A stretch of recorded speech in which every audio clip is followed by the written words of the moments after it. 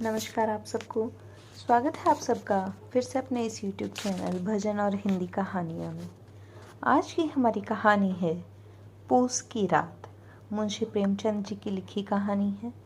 अगर आपने अब तक अपने चैनल को सब्सक्राइब नहीं किया है तो चैनल को सब्सक्राइब ज़रूर कर लें और बेल आइकन भी प्रेस कर लें ताकि आपको आने वाली वीडियोस की नोटिफिकेशन मिलती रहे। हल्कू ने आकर स्त्री से कहा, सहना आया है, लाओ, जो रुपए रखे हैं उसे दे दूं, किसी तरह गला तो छूटे। मुन्नी झाड़ू लगा रही थी, पीछे फिरकर बोली, 3 ही रुपए हैं, दे दोगे तो कम्बल कहाँ से आवेगा? माघ पूस की रात हार में कैसे कटेगी? उससे कह दो फसल पर दे देंगे, अभी नहीं। हल्कू एक क्षण अनिश्चित दशा में खड़ा रहा। पूस सिर पर आ गया। कंबल के बिना हार में रात को वह किसी तरह सो नहीं सकता, मगर सहना मानेगा नहीं। घुड़कियां जमावेगा, गालियां देगा, बला से जाड़ों में मरेंगे, बला तो सिर से टल जाएगी। यह सोचता हुआ वह अपना भारी भरकम डील लिए हुए, जो उसके नाम से झूठ सिद्ध करता था, स्त्री के समीप आ गया और खुशामद करके बोला, दे दे, गला तो छूटे, कम्बल के लिए कोई दूसरा उपाय सोचूंगा। मुन्नी उसके पास से दूर हट गई और आंखें तरेरती हुई बोली, चूंकि दूसरा उपाय, जरा सुनो तो कौन सा उपाय करोगे? कोई खैरात में दे देगा क्या कम्बल? न जाने कितनी बाकी है जो किसी तरह चुकने ही नहीं आती। मैं कहती हूँ तुम क्यों नहीं खेती छोड़ देते? मर मर काम करो, उपज हो तो बाकी दे दो, चलो छुट्टी हुई।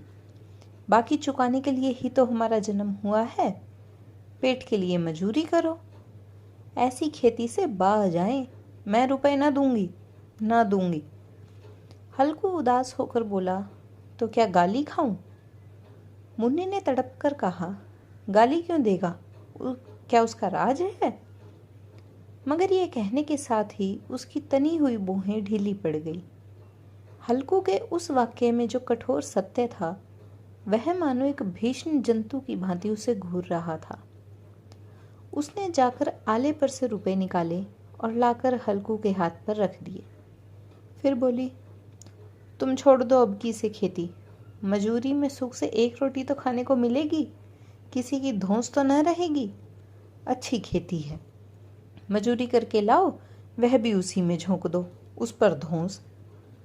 हल्कू ने रुपए लिए और इस तरह हम बाहर चला, मानो अपना हृदय निकाल कर देने जा रहा हो। उसने मजूरी से एक एक पैसा काट काट कर 3 रुपए कंबल के लिए जमा किए थे। वह आज निकले जा रहे थे। एक एक पग के साथ उसका मस्तक पानी दीनता के भार से दबा जा रहा था। पूस की अंधेरी रात थी। आकाश पर तारे भी ठिठुरते हुए मालूम होते थे। हल्कू अपने खेत के किनारे ऊख के पत्तों की एक छतरी के नीचे बांस के खटोले पर अपनी पुरानी गाठे की चादर ओढ़े पड़ा कांप रहा था। खाट के नीचे उसका संगी कुत्ता जबरा पेट में मुंह डाले सर्दी से कूं कूं कर रहा था। 2 में से एक को भी नींद नहीं आ रही थी। हल्कू ने घुटनियों को गर्दन में चिपकाते हुए कहा, क्यों जबरा, जाड़ा लगता है? कहता तो था घर में पुआल पर लेट रहे, तो यहाँ क्या लेने आए थे? अब खाओ ठंड, मैं क्या करूं? जानते थे मैं यहाँ हलवा पूरी खाने आ रहा हूँ। दौड़े भागे आगे आगे चले आए, अब रो नानी के नाम को। जबरा ने पड़े पड़े दुम हिलाई और अपनी कूं कूं को दीर्घ बनाता हुआ कहा, कल से मत आना मेरे साथ, नहीं तो ठंडे हो जाओगे। यही पछुआ न जाने कहाँ से बर्फ लिए आ रही है। उठूं फिर एक चिलम भरूं, किसी तरह रात तो कटे। 8 चिलम तो पी चुका। यह खेती का मज़ा है। और एक भगवान ऐसे पड़े हैं जिनके पास जाड़ा आए तो गर्मी से घबरा कर भागे। मोटे मोटे गद्दे, लिहाफ, कंबल, मजाल है जाड़े का गुजर हो जाए। जकदीर की खूबी, मजूरी हम करें, मजा दूसरे लूटे। हल्कू उठा, गड्ढे में से जरा सी आग निकालकर चलम भरी। जबरा भी उठ बैठा। हल्कू ने चिलम पीते हुए कहा, पिएगा चिलम? जाड़ा तो क्या जाता है, हाँ जरा मन बदल जाता है। जबरा ने उनके मुंह की ओर प्रेम से छलकती हुई आंखों से देखा। हल्कू, आज और जाड़ा खा ले, कल से मैं यहीं पुआल बिछा दूंगा, उसी में घुसकर बैठना, तब न जाड़ा लगेगा। जबरा ने अपने पंजों उसकी घुटनियों पर रख दिए और उसके मुंह के पास अपना मुंह ले आया। हल्कू को उसकी गर्म सांस लगी। चिलम पीकर हल्कू फिर लेटा और निश्चय करके लेटा कि चाहे कुछ हो अब की बार सो जाऊंगा। पर एक ही क्षण में उसके हृदय में कंपन होने लगी। कभी इस करवट लेटता, कभी उस करवट, पर जाड़ा किसी पिशाच की भांति उसकी छाती को दबाए हुए था।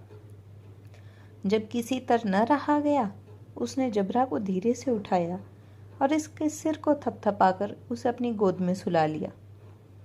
कुत्ते की देह से जाने कैसी दुर्गंध आ रही थी, पर वह उसे अपनी गोद में चिपटाए हुए ऐसे सुख का अनुभव कर रहा था जो इधर महीनों से उसे ना मिला था। जबरा शायद यह समझ रहा था कि स्वर्ग यही है, और हल्कू की पवित्र आत्मा में तो उस कुत्ते के प्रति घृणा की गंध तक न थी। अपने किसी अभिन्न मित्र या भाई को भी वह इतनी ही तत्परता से गले लगाता। वह अपनी दीनता से आहत न था जिसने आज उसे इस दशा को पहुंचा दिया। नहीं, इस अनोखी मैत्री ने जैसे उसकी आत्मा के सब द्वार खोल दिए थे और उसका एक एक अणु प्रकाश से चमक रहा था। सहसा जबरा ने किसी जानवर की आहट पाई। इस विशेष आत्मीयता ने उसमें एक नई स्फूर्ति पैदा कर रही थी जो हवा के ठंडे झोंकों को तुच्छ समझती थी। वह झपटकर उठा और छपरी के बाहर आकर भौंकने लगा। हल्कू ने उसे कई बार बुलाया पर वह उसके पास न आया। हार में चारों तरफ दौड़ दौड़ कर भौंकता रहा। एक क्षण के लिए आ भी जाता तो तुरंत ही फिर दौड़ता। कर्तव्य उसके हृदय में अरमान की भांति ही उछल रहा था।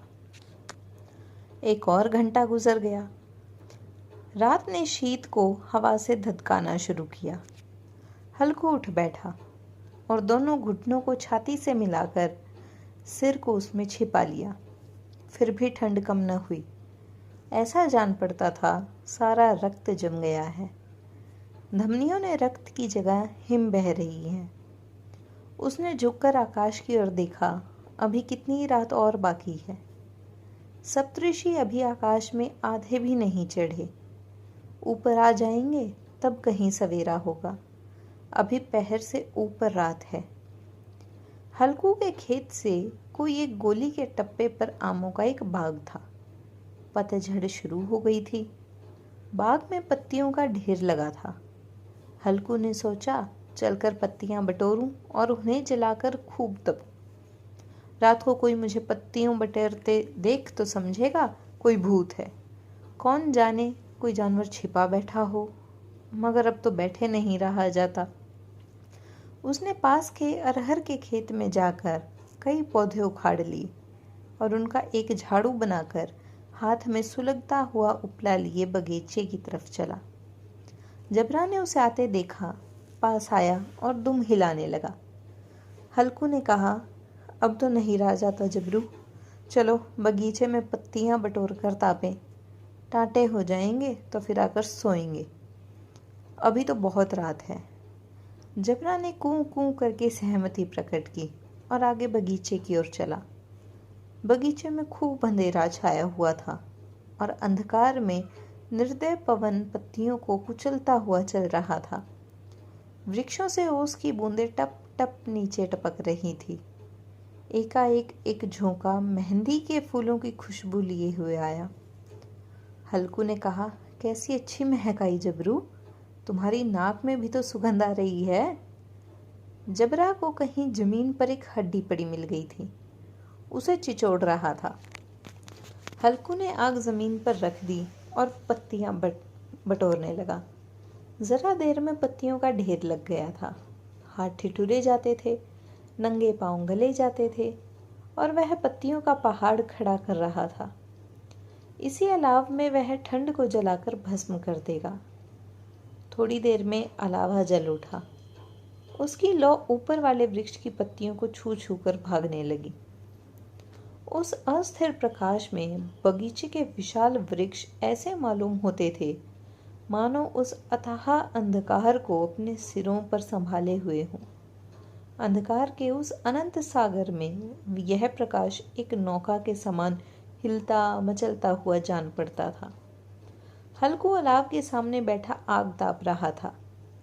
एक क्षण में उसने दोहर उतारकर बगल में दबा ली। दोनों पांव फैला लिए, मानो ठंड को ललकार रहा हो। तेरे जी में आए सोकर। ठंड की असीम शक्ति पर विजय पाकर वह विजय गर्व को हृदय में छिपा ना सकता था। उसने जबरा से कहा, क्यों जब्बर, अब ठंड नहीं लग रही है? जब्बर ने कूं कूं करके मानो कहा, अब क्या ठंड लगती ही रहेगी। पहले से यह उपाय न सूझा, नहीं इतनी ठंड क्यों खाते? जब्बर ने पूंछ हिलाई। अच्छा आओ, इस अलाव को कूदकर पार करें, देखें कौन निकल जाता है। अगर जल गए बचा तो मैं दवा न करूंगा। जब्बर ने उस अग्नि राशि की ओर कातर नेत्रों से देखा। मुन्नी से कल कहना देना, नहीं लड़ाई करेगी। यह कहता हुआ वह उछला और उस अलाव के ऊपर से साफ निकल गया। पैरों में जरा लपट लगी, पर वह कोई बात न थी। जबरा आग के गिर्द घूमकर उसके पास आ खड़ा हुआ। हल्कू ने कहा, चलो चलो, इसकी से ही नहीं, ऊपर से कूद कर आओ। वह फिर कूदा और अलाव के इस पार आ गया। पत्तियां जल चुकी थी। बगीचे में फिर अंधेरा छा गया था। राख के नीचे कुछ कुछ आग बाकी थी, जो हवा का झोंका आ जाने पर जरा जाग उठती थी, पर एक क्षण में फिर आंखें बंद कर लेती थी। हल्कू ने फिर चादर ओढ़ ली और गर्म राख के पास बैठा हुआ एक गीत गुनगुनाने लगा। उसके बदन में गर्मी आ गई थी, पर ज्यों ज्यों शीत बढ़ती जाती थी उसे आलस से दबाए लेता था। जबरा जोर से भौंककर खेत की ओर भागा। हल्कू को ऐसा मालूम हुआ कि जानवरों का एक झुंड खेत में आया है। शायद नील गायों का झुंड था।